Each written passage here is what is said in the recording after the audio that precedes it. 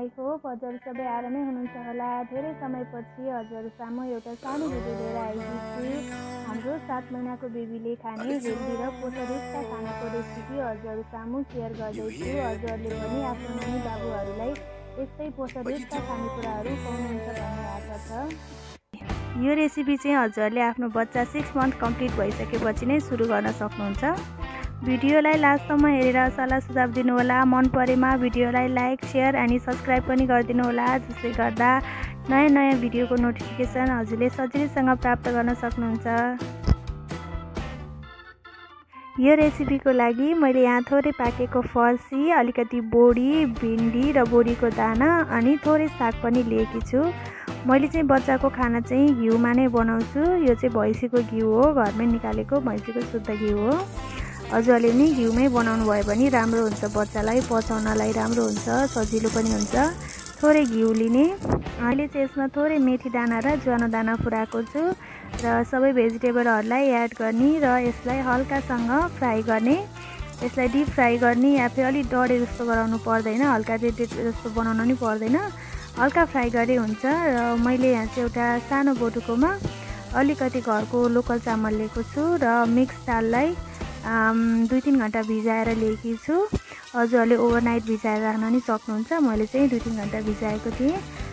त्यसलाई यसमा एड गर्ने अनि मैले यसमा थोरै बेसार एड गरेको छु। मेरो बेबी 7 मन्थको छ, त्यही भएर उसलाई मैले नुन चाहिँ सुरु गरेको छैन। नुन चाहिँ 1 इयर प्लस बेबीको लागि राम्रो हुन्छ। त्यहाँभन्दा पहिला चाहिँ नुन नखुवाउने भन्छ। आजभोलिको रिसर्च अनुसार चाहिँ नुन चाहिँ बडी किडनीको लागि बढी भार हुने भएकोले चाहिँ त्यसलाई मैले एड गरेको छैन। हजुरहरूले पनि 1 इयर प्लस बेबीको लागि बनाउँदै हुनुहुन्छ भने चाहिँ एड गर्दा हुन्छ। 1 वर्षभन्दा मुनिका बच्चाहरूको लागि चाहिँ आमाको दुध, फर्मुला मिल्क, बोडी, दाल, आलु अनि सागसब्जीहरूबाट नै उनीहरूलाई चाहिने नुनको मात्रा पुरा हुन्छ। त्यही भएर उनीहरूलाई थप नुन दिनु पर्दैन। यसरी फर्सीहरू या गाजरहरू तपाईँले एड गर्नुहुन्छ भने चाहिँ त्यसले हल्का स्विटनेस आउँछ, अलिअलि गुल्ली जस्तो फ्लेभर आएपछि चाहिँ बच्चाले चाहिँ मजाले खान्छ। हाम्रो बाबुले चाहिँ एकदम मिठो मानेर नै खान्छ यो चाहिँ। यसपछि चाहिँ यसमा 2-3 कप पानी एड गर्ने र मैले यहाँ चाहिँ बेबी मसला एड गरेको छु। यो बेबी मसला चाहिँ मैले घरमै रेडी गरेको हो बच्चाको लागि।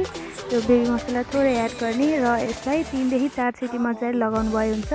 त्यसपछि यो राम्रोसँग पाक्छ अनि त्यसपछि यसलाई चाहिँ मिक्सरमा मैले चाहिँ मिक्सरमा पिसेर दिने गरेको छु। हजुरको बच्चाले कसरी खाना सजिलो मान्छ त्यसरी नै दिनुभयो हुन्छ।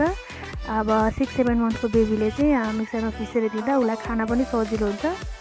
फर्सीमा राम्रो मात्रामा भिटामिन ए पाइन्छ, जुन बच्चाको आँखाको ग्रोथको लागि एकदमै राम्रो हो। साथै यसमा vitamin E, vitamin B6, fibre, iron, potassium र भिटामिन सी पनि पाइन्छ। साथै भिन्डीमा भिटामिन के पाइन्छ, जुन हेल्दी ब्लडको लागि एकदम राम्रो हो। सेल ग्रोथको लागि यसमा फोलिक एसिड पाइन्छ।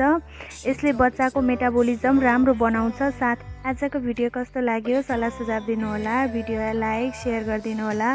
च्यानलमा नयाँ हुनुहुन्छ भने च्यानललाई सब्सक्राइब गरेर बेल आइकनलाई प्रेस गरिदिनु होला। यस्तो गर्नुभयो भने मैले नेक्स्ट टाइम भिडियो पोस्ट गर्दा नोटिफिकेसन आफै हजुरको मोबाइलमा आउनेछ र हजुरले हेर्न सक्नुहुन्छ। Thank you so much.